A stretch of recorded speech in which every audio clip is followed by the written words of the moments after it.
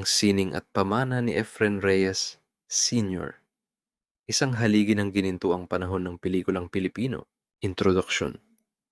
Ang pagsilang ng isang alagad ng sining sa kasaysayan ng pelikulang Pilipino. May mga pangalang hindi kailanman mabubura dahil sa kanilang natatanging ambag at hindi matatawarang talento. Isa sa mga pangalang ito ay si Efren Ongpin Reyes Sr., isang pangunahing institusyon sa industriya na kinilala hindi lamang bilang isang mahusay na aktor, kundi bilang isang respetadong direktor, producer, at manunulat.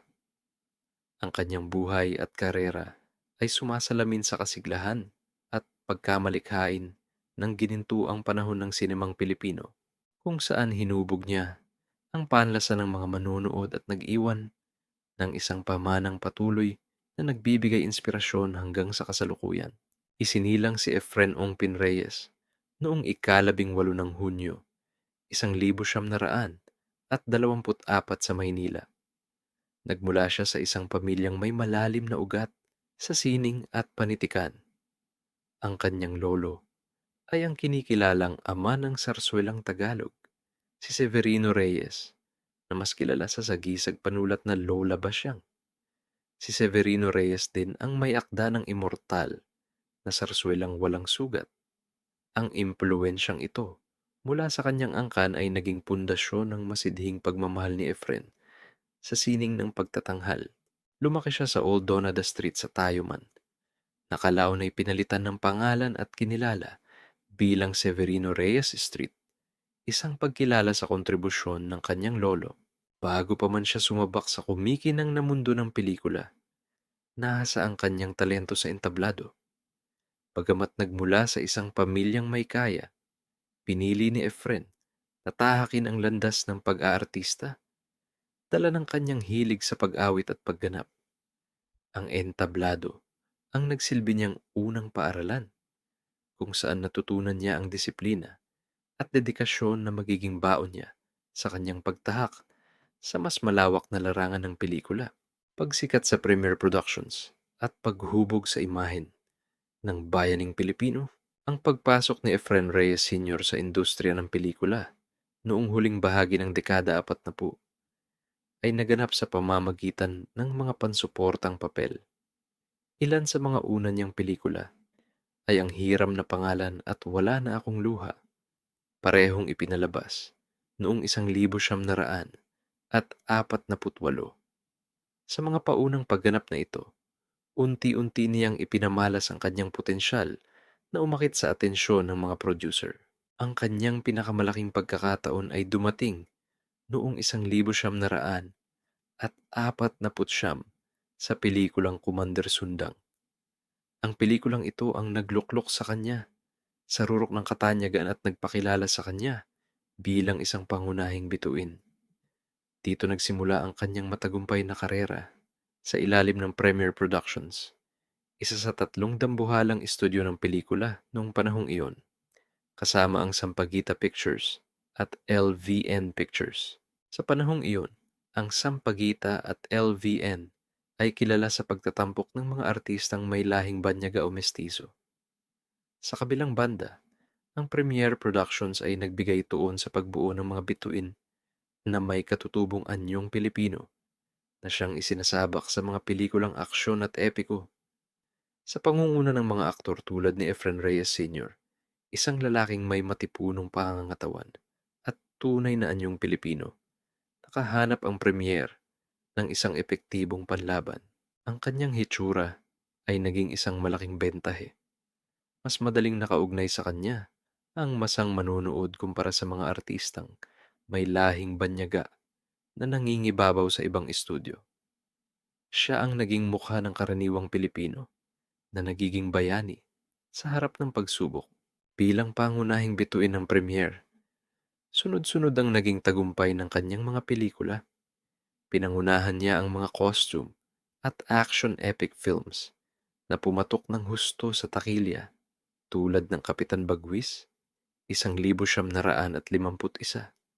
at Kapitan Berong, 1953. Ang kanyang pagganap bilang Ang kauna-unahang Pedro Pendoco sa pelikula noong 1954 ay isang mahalagang marka sa kasaysayan ng kulturang popular sa Pilipinas. Ang karakter na ito, na mula sa comics, ay binigyan niya ng buhay at naging isa sa mga pinaka-iconic na papel sa kanyang karera. Gumanap din siya sa mga pelikulang may iba't ibang tema tulad ng Paltik, Aventura, Under the Saya, at Mag-asawa'y Di Biro, na lahat ay ipinalabas noong 1954, isang patunay sa kanyang kasikatan at abilidad na gampanan ng iba't ibang karakter. Isang maestro ng eskrima at tagapangulo ng Pinoy Western, bukod sa kanyang husay sa pag-arte, si Efren Reyes Sr. ay kinilala rin sa kanyang pambihirang galing sa eskrima o fencing. Ang talentong ito ang nagbukas ng pinto para sa kanya upang pagbidahan ang maraming swashbuckling films na kinagiliwan ng mga manonood. Ang kanyang mga pagganap sa Prinsipe Don Juan, 1950, Carlos 13, 1953, Prinsipe Amante, 1956, na may pamagat ding Haring Espada, Prinsipe Villarba, 1956, Prinsipe Leandro, 1957, at Eskrimador, 1957, ay nagpakita ng kanyang liksi at gilas sa paghawak ng espada. Naging tanyag ang kanyang mga duelo sa kapwa-aktor na si Johnny Montero. Ang kanilang mga eksena ng labanan sa espada ay palaging inaabangan at hinahangaan, na nagtakda ng mataas na pamantayan para sa mga action sequence sa pelikulang Pilipino noong panahong iyon. Ang kanilang tambalan bilang magkaribal sa screen ay lumikha ng ilan sa mga pinakahindi malilimutang sandali sa kasaysayan ng action films sa bansa. Hindi lamang sa larangan ng swashbuckling films siya nag-iwan ng marka. Si Efren Reyes Sr. din ang kinikilalang nagpasimula ng western genre o mga pelikulang cowboy sa Pilipinas. Nagsimula ito sa kanyang pagganap sa pelikulang Bandido noong 1950. Sa simula, may pag-aalinlangan ng kanyang mga kasamahan kung tatangkilikin ng mga Pilipino ang ganitong uri ng pelikula sa dahilang walang kultura ng mga cowboy sa Pilipinas. Subalit, ang Bandido ay naging isang malaking tagumpay sa takilya. Pinatunayan nito na ang diwa ng pakikipagsapalaran at pagtatanggol sa katarungan ay isang universal na tema na kayang yakapin ng mga manonood, anuman ang konteksto. Ang tagumpay ng pelikulang ito ang nagbigay daan sa pagsilang ng genre ng Pinoy Western. Pagkilala sa husay, mga parangal at kritikal na tagumpay. Ang husay ni Efren Reyes Sr. ay hindi lamang kinilala sa takilya, kundi maging ng mga kritiko sa loob at labas ng bansa. Noong 1955, ginawaran siya ng parangal bilang Best Actor sa Asian Film Festival para sa kanyang makapangyarihang pagganap sa pelikulang Ifugao, 1954. Ang pagkilalang ito ay isang malaking karangalan, hindi lamang para sa kanya, kundi para sa buong industriya ng pelikulang Pilipino. Sa lokal na eksena, nakamit niya ang FAMAS Best Actor Award noong 1960 para sa kanyang papel sa pelikulang Kada ng Putik. Ang FAMAS Awards ang itinuturing na pinakaprestihiyosong pagkilala sa industriya noong panahong iyon, at ang pagkapanalo niya ay nagpatibay sa kanyang estado bilang isa sa mga pinakamahuhusay na aktor ng kanyang henerasyon. Bukod sa kanyang mga personal na parangal, ang mga pelikulang kanyang pinagbidahan ay umani rin ng pagkilala. Dalawa sa kanyang mga obra, ang Salabusab, 1954, at Kalibre .45, 1957, ay parehong hinirang bilang FAMAS Best Picture, isang testamento sa kalidad ng mga proyektong kanyang pinipili at ginagampanan. Ang paglipat sa likod ng kamera, isang ganap na sineasta. Ang artistikong pananaw ni Efren Reyes Sr. ay hindi nagtapos sa pag-arte. Dala ng kanyang malawak na karanasan at malikhaing imahinasyon, sinubukan niya ang larangan ng pagdidirehe. Ang kanyang unang pelikula bilang direktor ay ang Haring Espada noong 1956, kung saan ginamit niya ang sagisag panulat na S. Reyes Ikatlo, isang pagbibigay pugay sa kanyang lolo. Mabilis na kinilala ang kanyang talento sa pagdidirehe. Ang kanyang mga pelikula ay nagpakita ng matalas na pag-unawa sa naratibo, teknikal na kahusayan, at kakayahang ilabas ang pinakamahusay sa kanyang mga aktor. Ilan sa mga pelikulang nagpatunay ng kanyang galing bilang direktor ay ang Albano Brothers, 1962, Sigaw ng Digmaan, 1963, Pilipinas Kong Mahal, 1965, at Dugo ang Kulay ng Pag-ibig, 1966. Isa sa pinakamahalagang yugto ng kanyang karera bilang direktor ay ang kanyang pakikipagtulungan sa hari ng pelikulang Pilipino, si Fernando Poe Jr. Si Efren Reyes Sr. ang nagdirehe ng ilan sa mga pinaka-memorable at matatagumpay na pelikula ni FPJ. Kabilang dito ang Sigaw ng Digmaan, 1963, na nagwagi ng FAMAS Best Picture sa taon-diing iyon. Dinirehe rin niya si FPJ sa mga pelikulang Ito ang Maynila, 1963, Daniel Baryon, 1964, Baril na Ginto, 1964, Ang Daigdig ay Isang Patak na Luha, 1965, Pilipinas Kong Mahal, 1965, at Zamboanga, 1966. Ang kanilang kolaborasyon ay lumikha ng mga klasikong pelikula na nagpayaman sa kasaysayan ng Philippine cinema. Higit pa sa pelikula, manunulat, producer, at negosyante, ang pagiging malikhain ni Efren Reyes Sr. ay umabot din sa pagsusulat. Bilang isang screenwriter, marami siyang naisulat na pelikula na nagpakita ng kanyang kakayahang bumuo ng mga nakakaantig at kapanapanabik na kwento. Ilan sa kanyang mga naisulat ay ang Pitong Gatang, 1959, Basta Pinoy, 1960, Pitong Sagisag, 1961, Cuatro Condenados, 1962, Ang Babaeng Sputnik, 1963, Ang Asawa Kong Barat, 1963, Ang Sanggano at ang Kolehiyala, 1963, Ang Daigdig ay Isang Patak na Luha, 1965,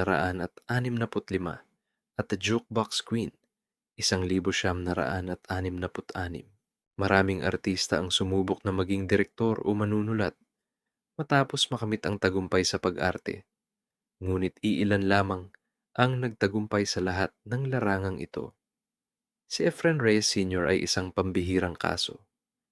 Ang kanyang tagumpay bilang isang aktor, direktor, producer, at manunulat ay patunay sa kanyang katangi-tanging talento, disiplina, at walang hangganang imahinasyon. Siya ay isang kumpletong alagad ng sining sa labas ng show business. Nasangkot din siya sa industriya ng paglalathala. Naging bahagi siya ng pamunuan ng Liwayway, ang tanyag na magasin na orihinal na inilalathala sa wikang Cebuano. Sa ilalim ng kanilang pamamahala, ito ay ginawang magasin sa wikang Tagalog upang maabot ang mas malawak na mambabasa sa buong bansa. Sa Liwayway din unang nailathala ang karakter ni Kulafu, isang lokal na bersyon ni Tarzan, na isinulat ni Pedrito Reyes. Ang pangalang Kulafu ay muling binuhay kalaunan bilang isang tatak ng ice drop, isang negosyong pinamahalaan ng pamilya Reyes, buhay pampamilya at ang kanyang pamana. Unang ikinasal si Efren Reyes Sr. kay Primitiva Reyes. Sila ay biniyayaan ng 3 anak, si Reynaldo, na may congenital poliomyelitis at maagang pumanaw sa edad na 6, si Winafreda, na isinilang noong 1948, at 48, At si Efren Jr. na isinilang noong 1950. Muli siyang nagpakasal sa aktres na si Virginia Montes. Nagkaroon sila ng 6 na anak. Dalawa sa kanila ang sumunod sa yapak ng kanilang mga magulang sa mundo ng pelikula. Si Cristina Reyes ay nakilala sa kanyang pagganap sa pelikulang Jezebel, kung saan gumanap siyang kontrabida sa bida nitong si Vilma Santos. Ang kanyang anak na si Efren Reyes Jr. ay naging isang matagumpay na aktor at direktor na nagpatuloy sa pamanang sinimulan ng kanyang ama. Isang biglaang pagpanaw noong 11 ng Pebrero 1968, sa kasagsagaan pa rin ng kanyang karera.